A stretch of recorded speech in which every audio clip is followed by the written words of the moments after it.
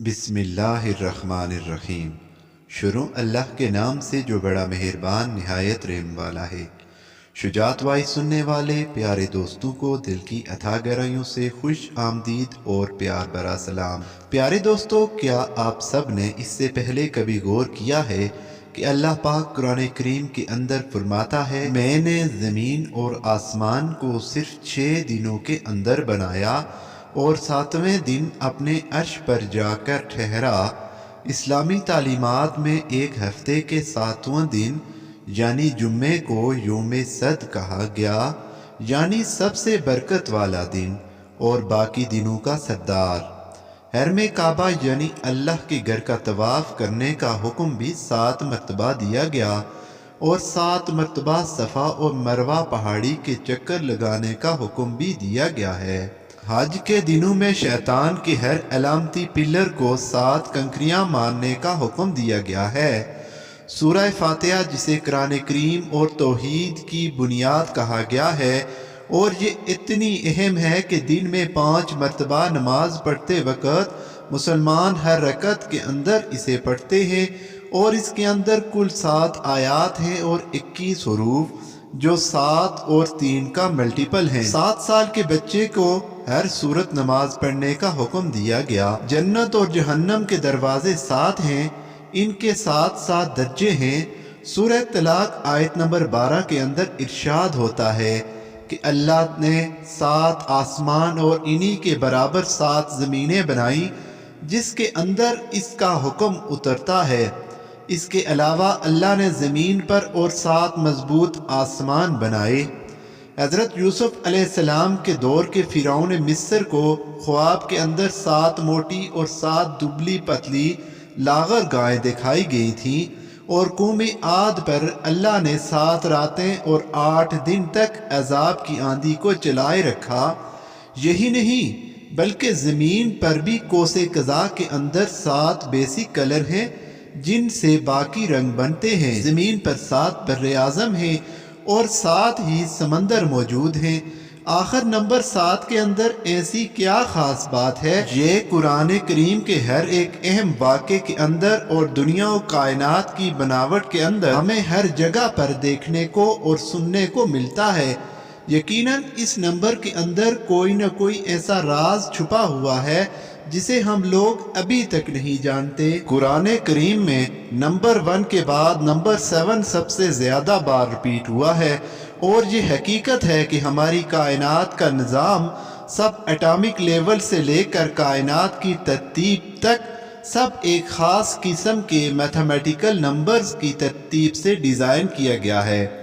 حیرت انگیز طور پر پودوں کے پتوں سے لے کر پھولوں، یعنی ہر ایک پودے، جانور اور خود انسان کے جسم کے اندر بھی بالکل یہی ترتیب موجود ہے۔ سمندری مخلوقات، ہماری کائنات کے اندر موجود پلینٹس اور سمندری مخلوقات، سمندر کی لہریں ہوں یا اس کے اندر موجود سمندری مخلوقات، یا ہماری کائنات کے اندر موجود پلینٹس اور گلیکسیز، حیرت انگیز طور پر یہ سبھی کی سبھی ایک اسپائرل پیٹرن کو فالو کر رہی ہیں، جو کہ ہمیں یہ بتاتا ہے کہ اس کائنات کا بنانے والا بھی صرف ایک خدا ہے، جس نے اس پوری کائنات کی ترتیب بھی بالکل ایک جیسے رکھی ہوئی ہے۔ یہ ہمیں کائنات کے ایک خالق یا ایک ہی سوچ کا پتہ دیتی ہے۔ کچھ 80 سال پہلے ایک فارمولے کی مدد سے انسانوں نے کائنات کی حیرت انگیز ترتیب کی کھوج کی، اور انسانوں کو اللہ کی قدرت کے ایک اہم ترین جھلک نظر آئی کہ یہ زمین کتنے پرفیکٹ انداز کے اندر سوچ سمجھ کر بنائی گئی ہے، جیسے کوئی انجینئر ایک بلڈنگ بنانے سے پہلے اس کا پورا فرسٹرکچر اور اس کے نقشے کو بناتا ہے تاکہ یہ ٹکی رہے۔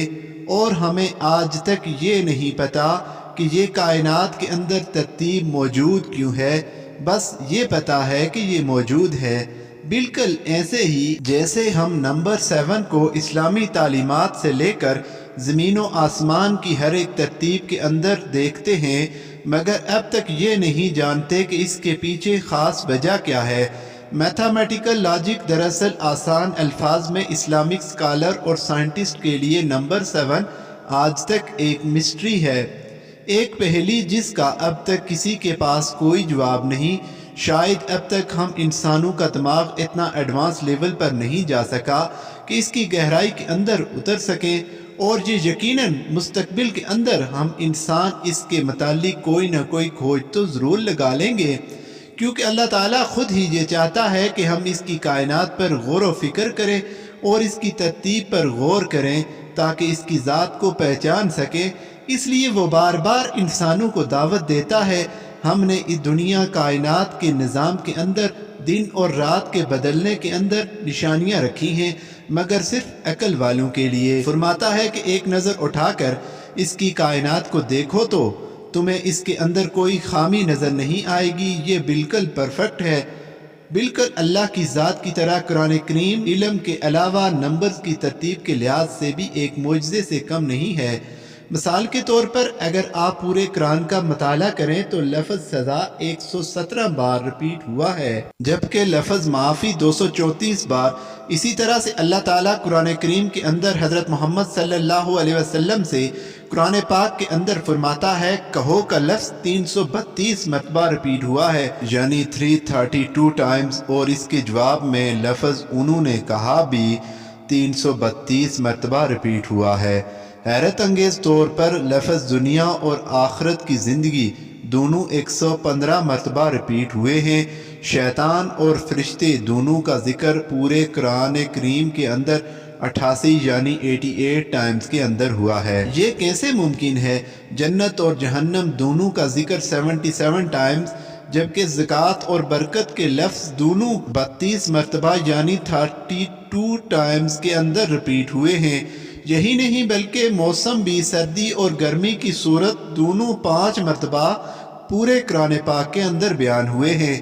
مرد اور عورت دونوں کے برابر 23 مرتبہ بیان کیا گیا ہے، اور اس کے پیچھے لاجک یہ ہے کہ انسان کی تخلیق کے وقت بائیولوجیکلی طور پر ایک بچہ اپنے 23 کروموسومز کو لیتا ہے ماں سے اور 23 لیتا ہے اپنے باپ سے، جو ٹوٹل ایک انسان کے اندر 46 ہوتے ہیں۔ ایک انسان کے ڈی این اے کے اندر موجود یہ کروموسومز انسان کے ہر ایک کریکٹر اور جسم کو ڈیولپ کرتے ہیں۔ کیا یہ بھی اتفاق ہے؟ اس کے علاوہ زندگی اور موت دونوں کا ذکر 140 ٹائمز کے اندر کیا گیا ہے۔ مزید پورے قرآن کے اندر زمین کا ذکر 13 ٹائمز، جبکہ سمندر کا ذکر 32 ٹائمز اس کے اندر کیا گیا ہے۔